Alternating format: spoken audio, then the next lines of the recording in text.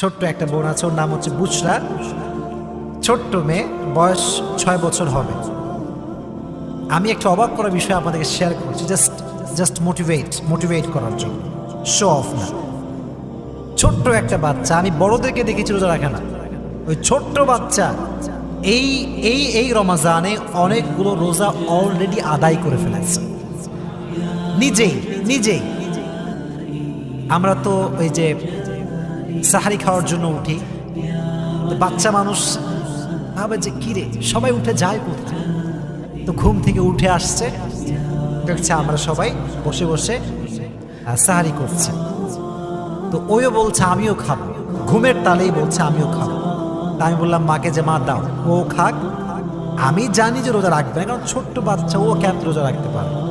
তো খাওয়ালাম শখ করে, সকাল যায় খায় না, দুপুর যায় খায় না,